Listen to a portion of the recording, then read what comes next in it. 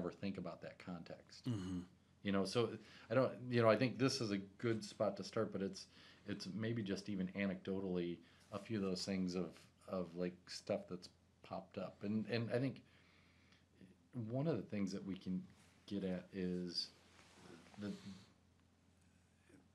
it's continuous learning, right? So like somewhere along here it would be like inclusive language or Mm-hmm. something with the idea of like, okay, so this week it's people with disabilities. Last week it was disabled people. Yeah. It's like, and people legitimately, even people who care, Get tripped up. they get tripped up. Right. Like I don't think I can genuinely. I don't think I'm in a spot that I can genuinely say Latinx, right? Like that's not something I think I've earned or connect with. But in 5 years, is that going to be a common term? We're probably all going to be saying it, and it doesn't cost me anything to change my language a little bit to meet people. But I think there are good people who want to do right, who are like, oh my God, I just can't keep. I just can't. Yeah, and let's start with this inclusive Yeah. language Yeah, piece, yeah. right? So, short story, and you're from Missouri or Missouri. Right. Only farmers and politicians, man. That's not funny. Right, and so I grew up in Dayton, Ohio. So that Dayton is like northern Kentucky, like it is a suburb of Kentucky, whatever. But the notion of Brazil nuts, right? Oh yeah. Yeah, right. So for some folks who I have didn't even know when you said it. I had to jog because I don't think I've ever even heard the term Brazil nut. Right. So can you describe the Brazil nut? You don't have to. Yeah, Don't do yeah, that second yeah, part. We'll yeah. do that. That's the punchline. So it right? basically it's a large nut that is about finger shape or finger length and really kind of thick and a little bit curved. Yeah, it's mahogany. Yeah, Hard yeah, it's on dark. the outside. Yep. It's very dark and Yep. hard on the outside. Yep. And actually, did you know that it's not a nut? No, It's actually a seed. Oh really? Yeah, it's part of a Oh pod. yeah, that would make sense. It comes in this pod, and then Yep. it's a seed, Yep. right? And so, old school folks, back in 30s, 40s, 20s, whatever. Not my family though, but Right. but My family for sure. My family for sure. but a lot of folks refer to those that nut, and usually they have them around the holiday Absolutely. time, right? Yep. So Christmas, Thanksgiving, Yep. You that have kind of you have a stuff. dish. A bowl with walnuts. Yep. All sorts of mixed nuts Yep. in their shells. In their shells And a cracker. And a cracker, a nut cracker. Right. Anyway, but they refer to those as nigger toes. Yep. Right. Like I said, when you said Brazil nut, I had to scroll through to think of what that was because that's the name I've actually grown up knowing it as. Yeah. And so, so I think that's interesting. And because many of the people, like you said, who called it that didn't know that it had any other name. Right. And when I do sessions across the country, I hear that same story. I didn't even know that it had another name until da-da-da-da. And so people, when we talk about this inclusive language piece, I think it's interesting that people will shy away from using that term for those nuts. Yep. When in the past it was acceptable. Yep. And so in your experience, why do you think people might even shy away from using the old term and trade that in for this new term? Right. So I think sometimes the motivation is internal, right? We want to do the right thing, and so if I had known, I would call it a Brazil nut, right? That's what I would do because I think that's the appropriate name for it, and that's what I want to do. I think sometimes people feel external pressure to change, right? So publicly they might change to Brazil nut, right? But privately they might still refer to it as the old school, right? And then there's that sense of I'm being forced to change, right? And maybe not that specific example, but there are times when people like, I know they use different language in public than when they're in private. And so there's that external force.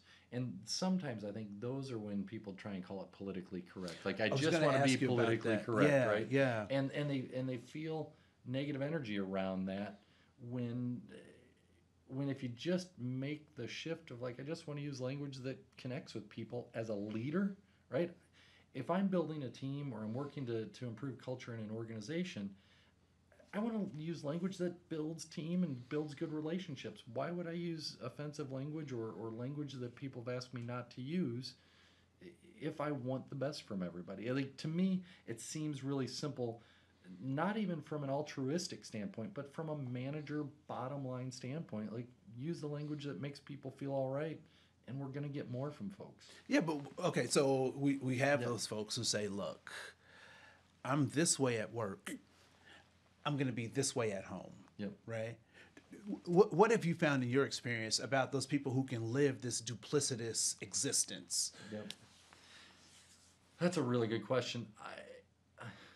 It ultimately slips. Like, they ultimately bring that stuff that they're at home with, and it comes out maybe not in that specific language or that word, but what they'll do is there will be other contexts, and because they'll say, like, they'll use the word Brazil nut, and then they'll say, well, I want to be politically correct, right? And that is code for, we all know the other word, and that's the one I'd rather use.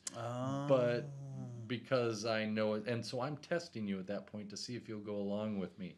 And because as soon as I say that's the politically correct term, right, I want to find out if you say, yeah, political correctness, I'm done with that, right? And then I can shift. I can use the language that I really want to use, right? So I find that people are testing all the time on who's on your team and who's not on your team. And in particular, with some of that prejudice or bias, we're testing to see, like, are you with me or are you against me? Mm-hmm. And I see it, quite often, whether in particular around race, gender, and sexual identity or gender identity in particular. Yeah, yeah. No, so yeah, I never thought about like even questioning a respectful way that we interact with Right. each other as being a test to Oh, see yeah. what team you're on or what side you're on. Yep. That's interesting. That's One thing that I see in workplace, and in particular this happens with women in male-dominated fields or organizations, is there will be a joke, and a guy will tell a joke that's maybe slightly off color or um, inappropriate for the workplace, right? And so they're testing that woman to see how she responds, and then that person will actually develop a reputation. And I've heard male employees say, "Oh, she's all right. You can joke with her," right? yeah. And so now she's put in that spot of being expected to kind of take all that stuff. And sometimes the woman is comfortable and fine with it, and other times they're not. But they're asked to walk that line or navigate that path, however you want to call it, when they're being tested, and then that just starts to spread.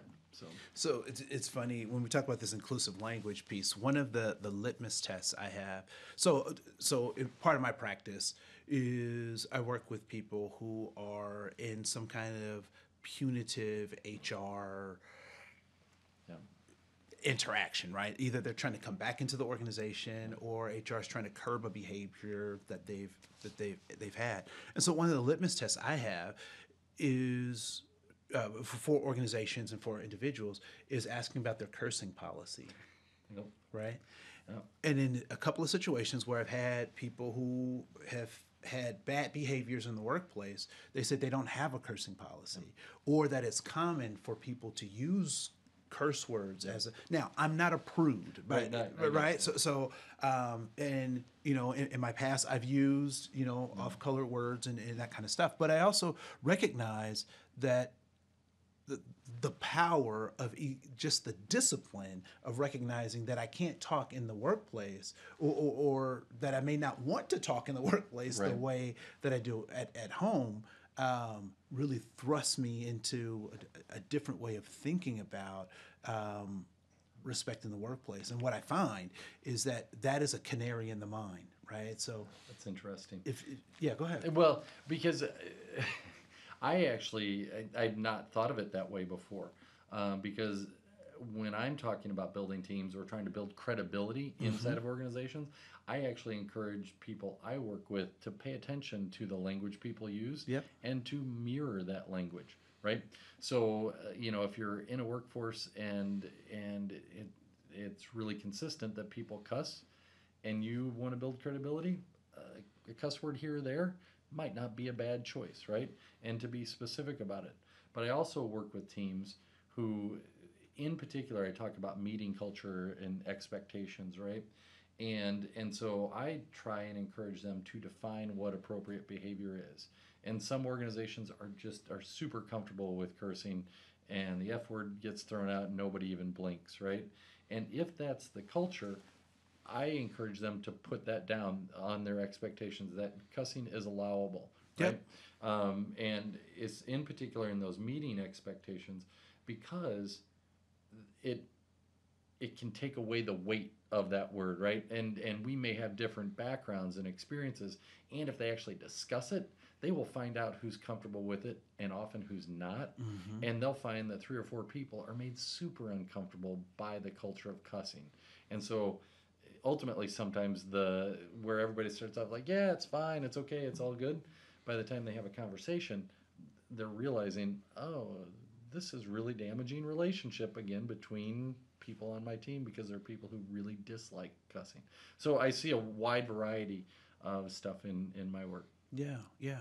So I want to shift gears because Yep. I'm thinking, we started talking about this Yep. inclusive language Yep. piece, and you just hit on something that I thought was very interesting, and I hadn't thought about actually having discussions about whether we curse or not, right? Right. Which then I think leads into this conversation about organizational culture, right? And so, first of all, we're trying to demystify all Right. of this stuff. Yep. So, when people say organizational culture, A, what do you think they mean? And B, how would you define organizational culture? Yep. Right?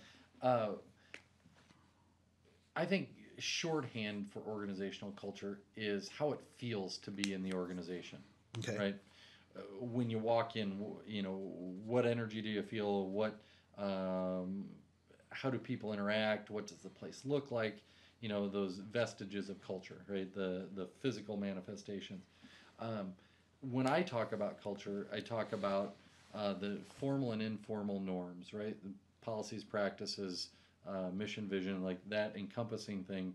And what I often see with clients is that there is a stated culture. The values, their core values and that sort of thing are really popular to talk about. But then where you find out what the culture actually is you get down and work with the employees and you talk to those frontline employees about, what's it like to interact? Do you feel respected? Do you have a channel of communication with your supervisor? Can you talk to somebody 2 or 3 levels up from you in the organizational chart? And because all of those things are what really drives culture. Drives culture. Opinion. Yeah. So when I think about culture, or when I talk about culture, what I really talk about is that culture is the response to the context, right? So certain contexts demand certain kinds of responses. So if I'm probably not going to take my iPad on a 7-day venture out into the wilderness because that's not a tool that's useful Right. in that context. And so when I think about culture, I think even when we talked a little bit about inclusive language, I think the culture of the space that I'm in will lead me to have to respond with a particular kind of language, a particular way of thinking, a particular way of acting, right? So many of us in our jobs, I think you mentioned that, we wrestle with this duplicity of being one place at work and one place at home. But I would venture to say, at least in my personal experience, that I try to be better at work than I oftentimes am in my personal life or at home, right? Yeah. And because the culture demands that kind of response. There are about 5 or 6 interesting things in there, and the first one is reacting to the context. Come over, I'm gonna slide over just a little bit. So reacting to that context, people behave in a way that is rewarded in their workplace, right? And so if you create a culture of responsive management, of open communication, of feedback, and holding one another accountable, and you reward that, people will do that, but people are perceptive, and they know. I was working with an organization last year, and we were working on really good leadership, being communicative, thinking about personal style, all of that stuff. And finally, one of the guys was like, this is great, but our leadership team needs to be here because this is not what gets rewarded. And, even when we're talking about work-life balance, and like, if my phone rings at 3 o'clock in the morning, I have to be I'm here. going to respond to that. And so, and I have 15 minutes to get here, and the management style that was really rewarded was top down, pretty heavy handed. And so these guys were like, this is all great, but I'm not going to apply it because that's not what they really want. Yep. I was like, okay, let's enjoy our class. Yeah. And so organizations have to recognize what's the context by which they're asking folks to respond to, right? And so if our values say we are, inclusive, we're da-da-da, but that's not what gets rewarded, then that's not what I'm going to see. If that's not what we're measuring, I'm not going to see it. If it's not going to be on, and for some of you, I hope this isn't your organization, but if it's not, some people will say, if it's not on my performance appraisal, why am I doing it? Right? I'm not going to. So then the thing is not to try to beat them into submission, but actually create within your organization the measures of those things. Yep. And be honest about where the organization is, and look at what is rewarded both formally in those evaluations and job descriptions, but also informally. Like, who gets the extra training assignment? Who gets the opportunity to move up or fill in a role on a temporary basis when there's an opening? Think about those informal measures of who gets rewarded. One of the other things interesting that you said is that you try to be better at work than you do at home. I found that most people say that. I was really shocked the first time I heard it, because I was using an example in this class that I was teaching. I said, how careful you are talking to your wife or your spouse or your children, right? And that's how careful you're careful, because you care about them and you want to get it right. And so I try and bring that to work. Mm-hmm. And 2 or 3 people like, I'm much more careful at work than I am at home. I was like, I was really shaken by that. And I think it makes sense because they're held accountable.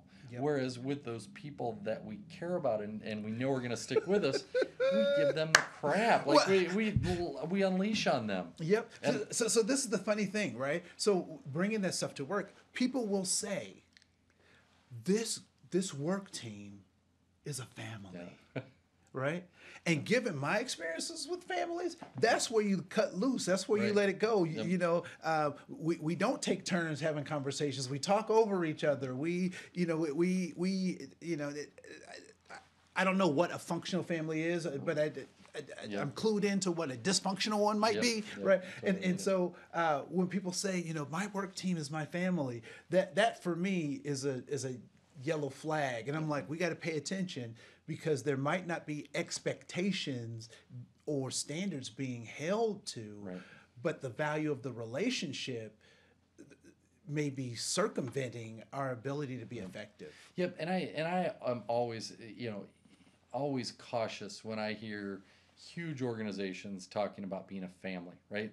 That puts up some flags for me just in general, because families are small units that have a high level of interaction. It's kind of like just throwing around the word team, right? We're all on the same team.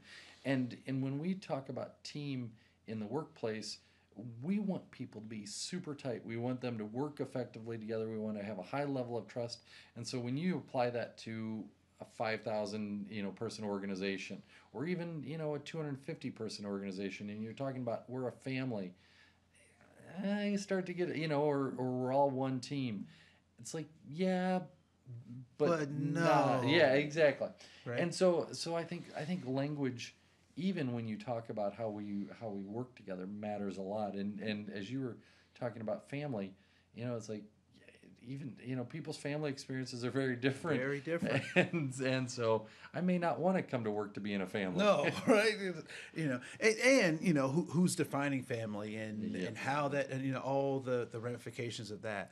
And so, what have you found in terms of building an organizational culture, something that has been helpful? So, in your expertise, what have you found that has been helpful in creating a desirable workplace culture? Yep. So doing work around alignment between stated mission or vision and actual practice, right? Doing the work so that people know that they're showing up and returning emails, answering phones, whatever that may be, actually is serving the mission, right? And alignment right from that piece to the core values, if your organization has that, to the policies. The thing that I see in some of the organizations I work with is you see an onboarding process, right? And then you have somebody read their manual about their job description, and then they go get their on-the-job training. And as soon as the trainer gets a hold of them in their workspace, says, yeah, I know that's what the manual says, but this is how it really is. Yeah, exactly. Yeah. As soon as you don't have that alignment, you have problems. And whether it is in a specific job function, so running a piece of machinery, doing an intake, and if you don't have alignment there, oftentimes what I found is you don't have alignment somewhere else as well in the big organizational documents, policies and that sort of thing. And so making sure there's alignment right from the top all the way to the bottom is really key. And I think that then allows people to make good choices about if it's a fit for them, right? If this organization, this is what we live by, what's written down, it allows me as a prospective employee to say, yeah, this is a place I want to spend my waking hours, or no, this isn't really a good spot for me. Yeah. No, that reminds me of a friend of ours, Leon Sharp, right? So I was wrestling with some of those things around mission fit and where I saw myself and all that kind of stuff. And he gave me a really good analogy to think about. And what he said was, think of an organization as a ship. And it has a captain and it has a direction that it is going. And if it is clear and true about its direction, everybody knows on the ship where we're going and the methodology that we're using to get there and whatnot. And, and as long as the ship is going where you want to go, stay on the ship. Yep. But at some point, if it deviates or you have a different set of you have a vision of where you want to go, that's not where the ship is going, this might be the opportunity to think about how you make that next move. Yep. Right. And I think I was just talking with someone about this the other day, of you can make that choice to leave the ship. Usually an intermediate step is making a choice to try and change the direction of the ship, right? So you can make an informed choice about getting involved in the strategy, in the organizational culture, and trying to work at it. And then oftentimes what happens is you're like, nah, not going anywhere with this. Sometimes people have an opportunity and can influence it, and then it's still a good fit and you want to stay on it.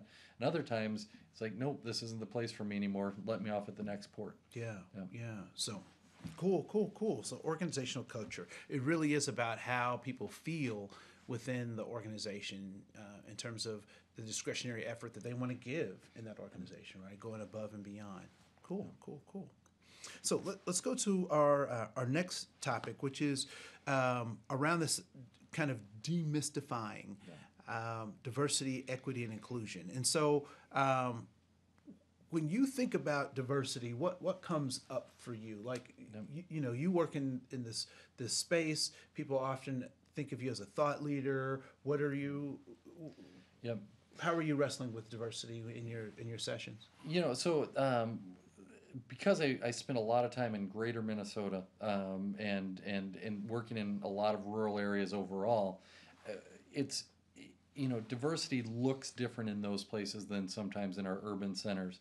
And So diversity to me in the big scale is just differences, right? It's having people who are different, and you hit the big demographic differences, but you also have diversity of thought. You have age diversity, you have gender diversity, you have thought diversity, training and educational diversity that really impact bringing the best minds around the table. And so diversity for diversity's sake, I don't think anybody really benefits for it. I see that as step one, right? Mm-hmm. You got to get the diverse team together to be able to do work. But then that's immediately where we step, to the equity and the inclusion side. But I'd be interested in, how you think about diversity as well. Yeah, so there are a couple of ways that I think about diversity. One is, all the types of diversity, right? Mm-hmm. So if I'm making a particular recipe, I need different ingredients, right? But before I get those different ingredients, I have to be clear about what recipe I'm using, right? And so I think that the first part, before we even get to talking about the different ingredients, is what are we trying to make? Right. And so when I think about my hiring practices, when I think about my organization, I think about the culture, what kind of organization am I trying to create? Right. And then that will determine what ingredients I need. Exactly. Right? So that's one way. The other way is that I also look at it is it's probably the lowest level of engagement around creating spaces where people can be their full and best selves, right? So this notion that I can get everybody access means that I have to make the call and in some ways follow the laws yep. that let people into the door to have an opportunity to develop them best selves and get yep. the best talent in my organization. Yep. So those are the two pieces that I think about. First, before we get to diversity, what is it that we're trying to do right. that requires diversity? And then secondly, that this is probably the lowest bar in terms of developing human beings that I could have as a leader or in yep. an organization. Yep, I totally agree with that. Being in particular the lowest bar, legally expected, all of those Compliance. things.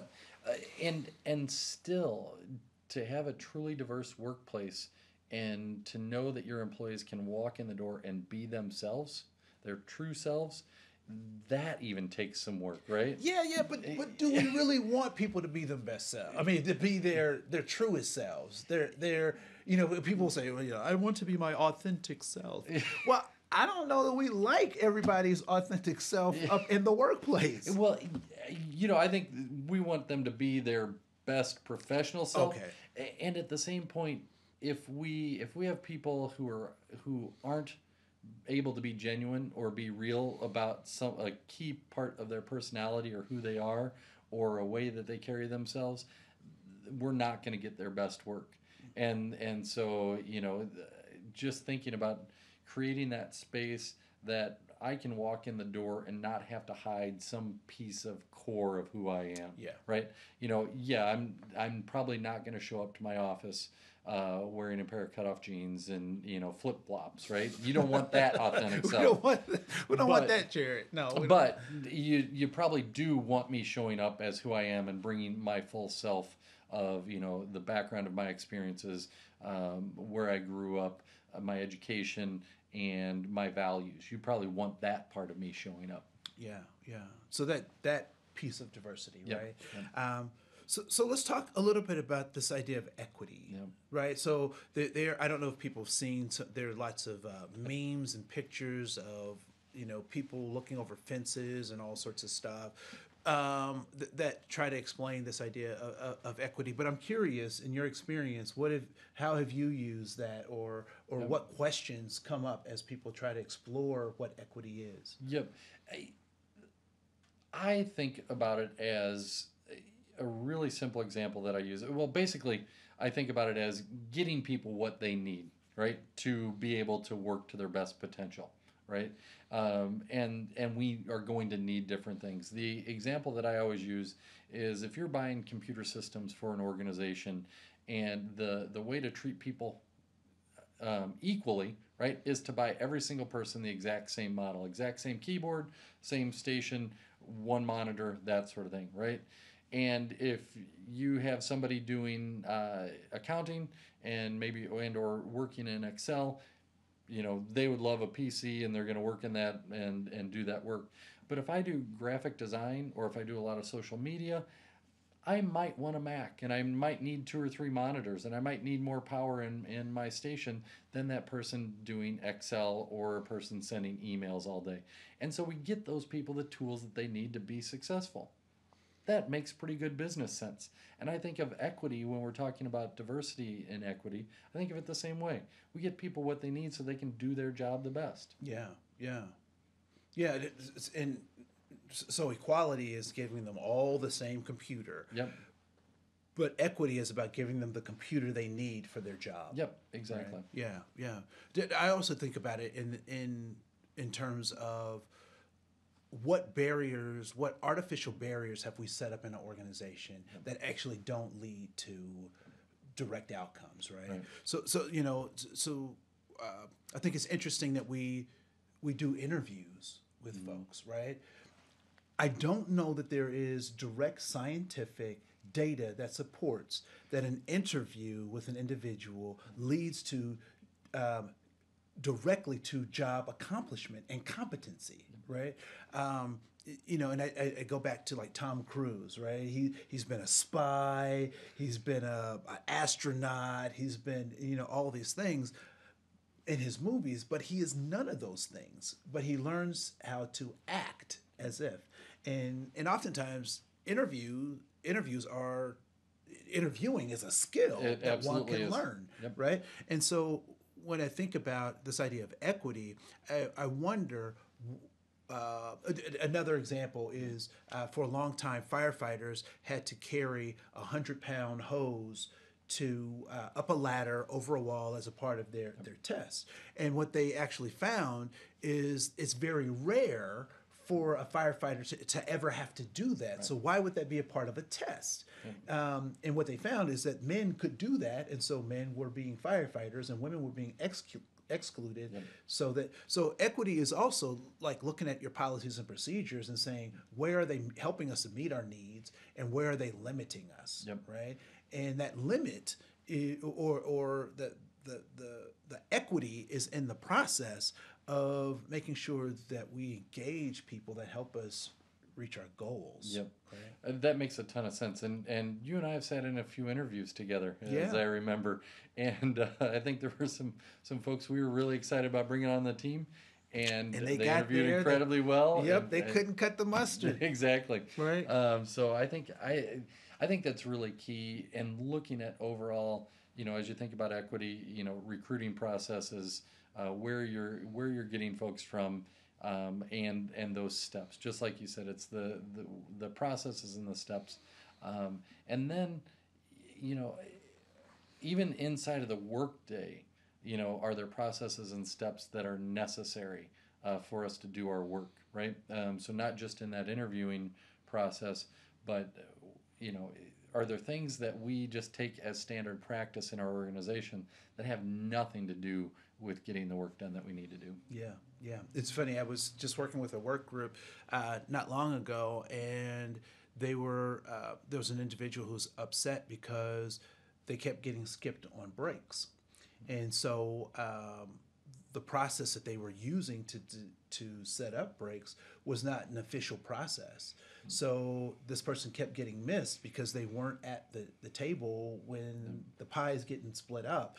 And so, this person's experiencing microaggressions and we'll talk about that too, where the rest of the team was they just happened to be, it was a happenstance that this person kept getting left out, but it had some very negative effects on the team. And so even being purposeful about those small things leads to equity. Go ahead. Well, and I think in the work that I do, I will often hear employees, talk to supervisors and say, we want you to treat us fairly. We want you to treat us equally, right? We want you to treat us all the same. That's being fair.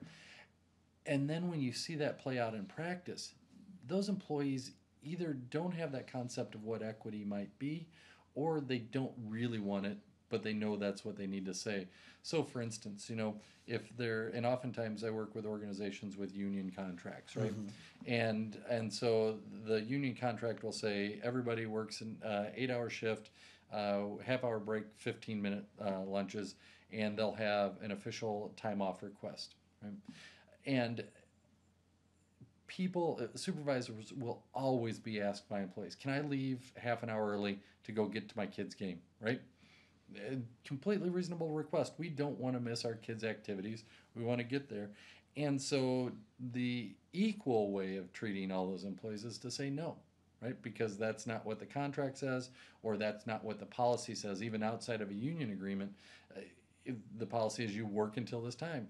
So the easiest way to treat everybody fair, or everybody equally in that process, is to say no every single time. Every single time. But we know that managers and supervisors are finding ways to meet those needs for people.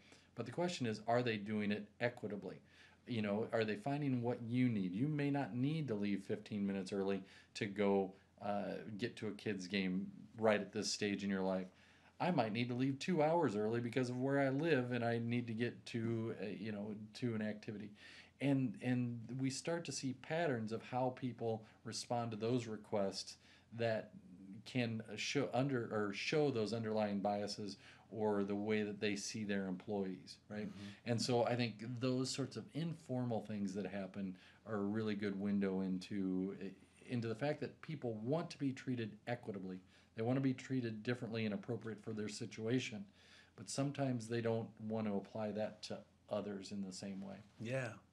No, it's really interesting that we can see the stick in other people's eye, but not in our own, right? Yeah, exactly. So let's talk about this third concept, which is inclusion. Yeah.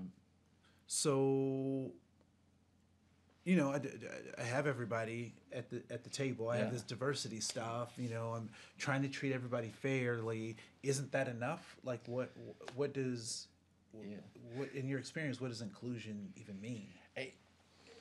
I think it means getting that team now that you have, right? Those people, getting them in the room where the decisions are made, right? And getting them as part of the process, getting them in the pipeline into leadership roles, making sure this is the seat at the table, right? Is kind of my thinking around it, and without that, you're still missing the opportunity to really get your best from everybody, right? Because the decisions are still being made by this small group of people who look like me, think like me, sound like me, and meanwhile, those decisions are impacting all these other folks who don't necessarily fit that group, right? And so bringing those folks to the table and getting them in those leadership roles is really, really important. Cool. Yeah. I think there's this saying. I'm not sure if it's a cliche at this point or still in kind of this model, but anything about us without us is not for us. Yep. Right. So I really like that idea that inclusion is not just about getting this diverse people together, but it is really looking at the recipe that we originally were trying to build and making sure all the parts are displaced or not displaced but placed into the recipe in a way that we get what we want. Exactly. Right. I know that oftentimes recipes, you have to do things in a certain order. Even if you have the same ingredients, if you don't do it in a particular order, you'll get a different result. Yep. Right? And so inclusion really is, how do we make sure that all of the aspects of our organization are around the table so that we can consistently deliver what our values say or what our mission is. Yep. I think it's you could go down a long path on a number of these things, but it's the same thing, applying it. We've been doing this for a long time, whether it's manufacturing or construction or whatever the industry might be. We've learned that if we're going to make a policy or we're going to implement a new procedure, we do better when the person who's actually doing the procedure is involved in the decision making, right? Right. So that's an old concept. We're just now applying it on a diversity level and bringing people who normally wouldn't be included in that decision, right? And so you're going to get better results, you're going to get better decisions when you have the people who are impacted in the organization making the decision, right? The one thing that I see, and it's challenging to not do it, but this is the spot where tokenism comes in, right? In this inclusion piece sometimes. And we're like, oh, we're going to be working in a community. Let's have a member of that community on our leadership group, right? So when you say, so give me a specific definition of tokenism. So it's having, the way I see it is having one person so that you can say, who represents a group, so that you can say you have that group's representation. So you just check the box. Exactly. Like, I'm just going to, the lowest, the first person who walks in this door that fills this, I'm just going to check them off and then we're good. Yep. It's because we now have that voice, right? Okay, cool. And, I didn't mean to cut you off. No, you're story, good. But. Because, you can see the problems with that immediately, right? Like, does that person have the right skills to be in the decision? Are they, do they have the expertise on the specific topic that you're talking about? Wait a minute. You just hit something. Like you just hit a nerve with me, and I never thought of it this way, right? Yep. So if the person, if we have a person that is a token, and they are not performing because they happen to be the token, or that's the attribute that we're signifying as the defining factor as to why they're not. So what you're implying or you're suggesting is that it's not their fault. It's failure of leadership to actually get the right person. So if someone says, well, they only got that job because they were a woman, as an example, and that actually turns out to be true, it's actually not the woman's fault. Right. It's leadership's fault for not. Absolutely, because almost certainly you're going to have other people who are sitting around that table who don't have the expertise. Like, they probably haven't created a good team, right, to make that decision, and they brought in this token, and then either maybe that person isn't a good fit, or maybe that person is a very good fit and a bad team. Exactly. And they will. The other thing is they will call out some of that racism, sexism. And it'll blow the team up because the people on that team weren't ready for it, right? I worked with a client where that happened last year, and I saw it, and it was a challenge. So the problem could be me. Right? Exactly. There is that possibility every once in a while. That is funny. I guess I hadn't. Thank you, because I hadn't actually put that together with talking about the token, right? Because usually we're looking at but we're never really thinking about how they fit into the larger or don't fit into the larger organization. That is, thank you. That's good. I'm going to use that. Nice. Cool. So diversity, equity, inclusion. So simply, diversity is the commonalities and differences that we all have, and there's a number of different mixtures that can have, right? It is also the lowest bar of human interaction, particularly here in the United States, that we can expect, right? So there are laws around it, there are laws that permit and exclude certain kinds of things, and we talk about diversity. Equity is that process of really trying to create an environment where unnecessary bars are taken out so that people can get what they need to do the job that they're asked to do. And then how would you define inclusion? Inclusion is bringing people to the table and getting them in the leadership decisions, in the decisions that matter and that impact them. Good.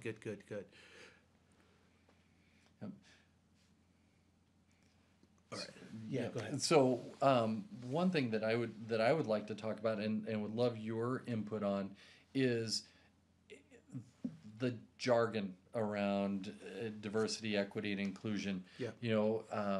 I try and stay up to speed on concepts, on ideas, and even as someone who tries to implement this in my work with clients and in classes I teach, I have a hard time feeling like I'm up to speed sometimes because, and I've now looked these things up, but you'll hear terms like, othering and intersectionality and, staying in your lane and whiteness. Like all of a sudden, I feel like I got to have a degree just to keep up and do good things. Yeah, yeah.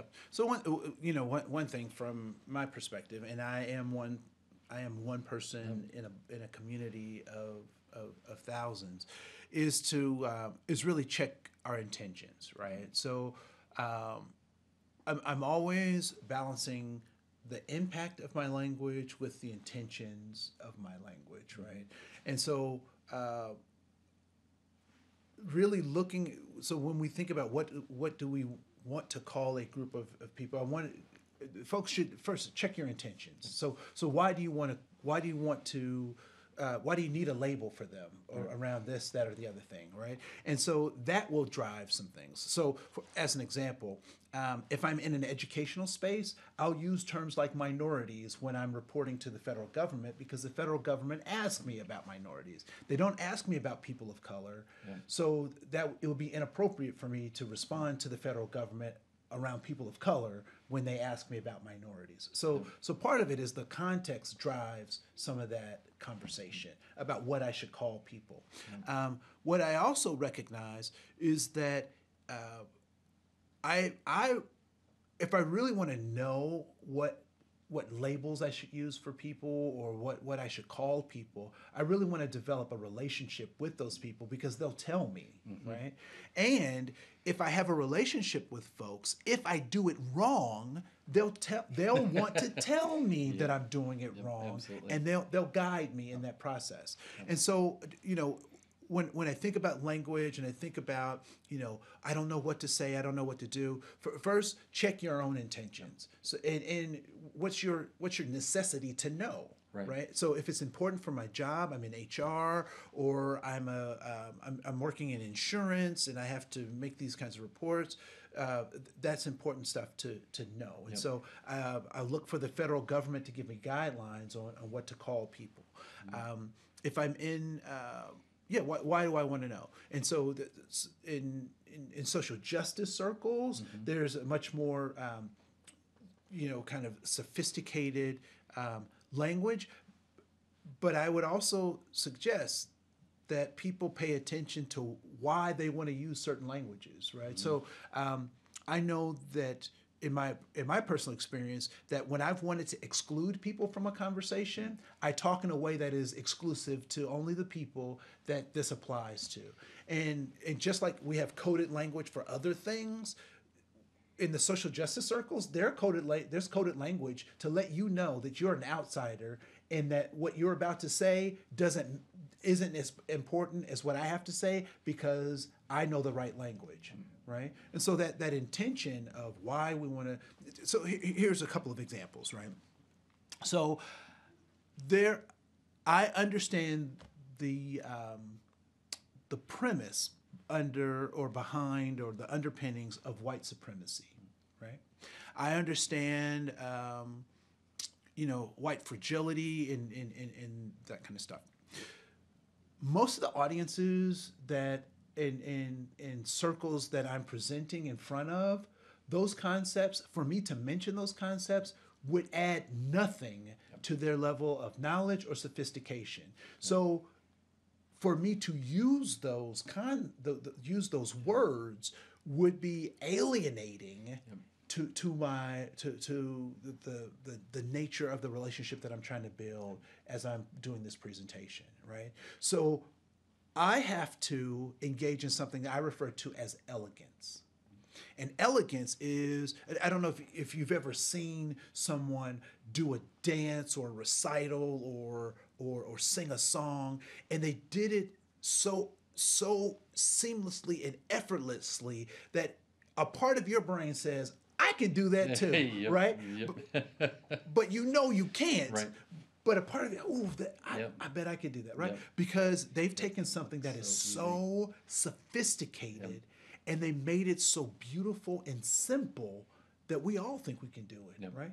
And the same thing has to happen in this diversity space. We have to demystify and bring language and accept language from people at the level where they are in order to have a good piece of conversation. And that's why people sometimes go to that political correctness place, right? Well, I have to be politically correct. No, you're throwing up a barrier because you don't want to have a critical conversation, because my zone is not a politically correct zone. It is a respect zone, right? So whatever language you have, bring it.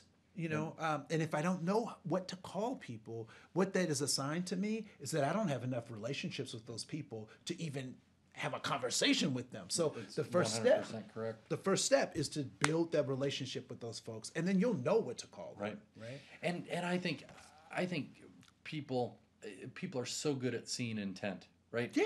And so when we enter into relationships genuinely and sincerely, or because I speak in front of groups all the time, right? And work with clients from diverse backgrounds.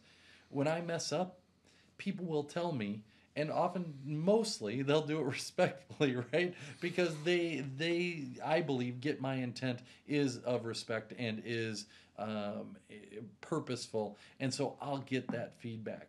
I think when people know that your intent isn't sincere, what I've started to see is they're not going to spend the time giving you anything, right? They won't get mad. They won't come at you in any sort of way. They'll actually just kind of shut it down and move on with their lives, because I've found that people don't have the energy or the time to try and bring people along who they don't feel are genuine or sincere. Yeah, or folks who don't have my best interest at heart, right?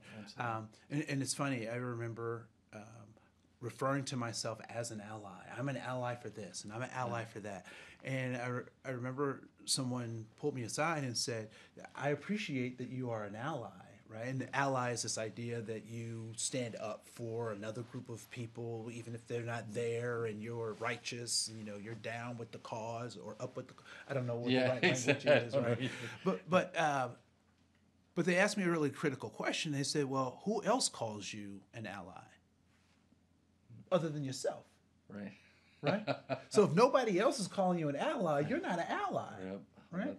And so when we think about even this language, what do I call people? I mean, it's important to understand our intent. So what is your intention for addressing people? What's the context by which you're addressing them? And then are you building relationships with those communities, because they'll tell you what to call them? And and if you are this ally, this leader in this area or whatever, who else says that, right? I can't, there is a Dr. Dre, but he will never do surgery, right? They'll never let him have a patient, right? Hopefully, right? Dr. Dre is a hip hop artist and does some, DJing and all sorts of stuff. So, yeah. So cool.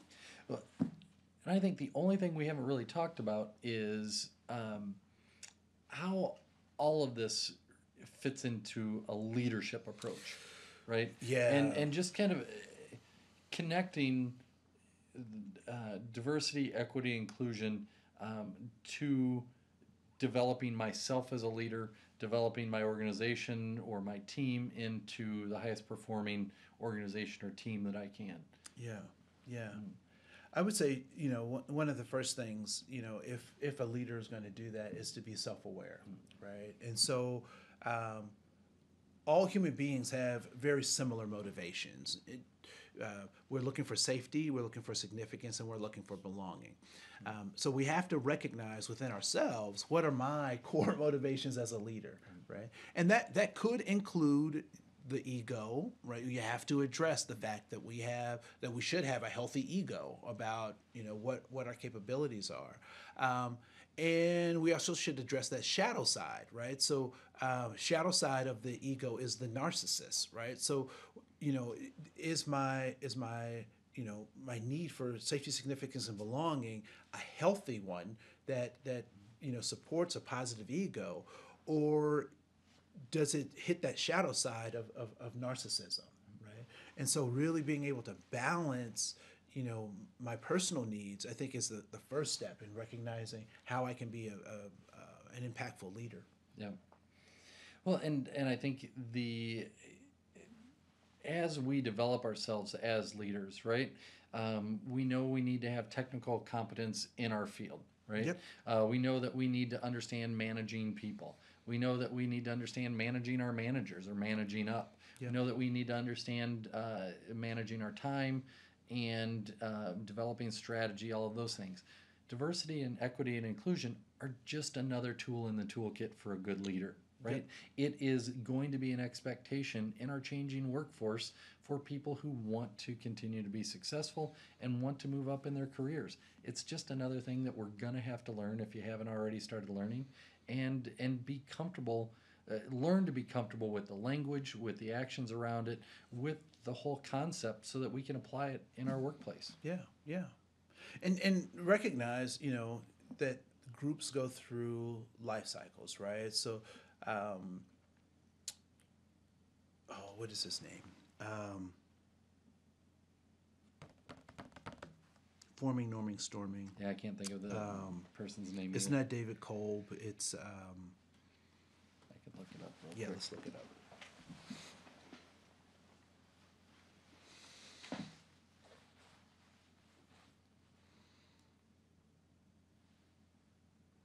I might stop this because it's